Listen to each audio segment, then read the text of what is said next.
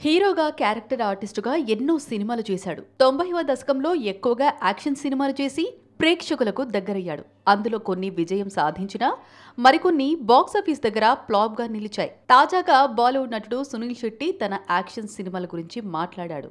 Box office దగ్గర నా సినిమాలకు రిజల్ట్ బాగానే ఉన్నా ఇంట్లో మాత్రం నా సినిమాలు ఆడేవి కావు. నా తల్లిదండ్రులు, భార్య, కూతురికి నేను నటించిన సినిమాలు చూపిస్తూ ఉండేవాడిని. వాళ్ళు సినిమా చూసి బాగుందంటూనే నీ దగ్గర తలనొప్పికి ఏదైనా జండుబాం లాంటిది ఉంటే ఇవ్వు అని అడిగేవారు. అంటే నా సినిమా చూసి వాళ్లకు తలనొప్పి వస్తుందని చెప్పకనే చెప్పేశారు అని తెలిపాడు. అల్లుడు క్రికెటర్ కేఎల్ రాహుల్ గురించి ఒక పాడ్‌కాస్ట్‌లో మాట్లాడుతూ, రాహుల్‌పై ట్రోలింగ్ జరిగితే నేను తట్టుకోలేకపోయేవాడిని. చాలా బాధపడేవాడిని.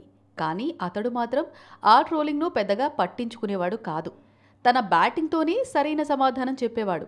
కానీ ఈ ట్రోలింగ్ వల్ల అతియా రాహుల్ కంటే కూడా నేను 100 రెట్లు ఎక్కువ బాధపడేవాడిని అని చెప్పుకొచ్చాడు.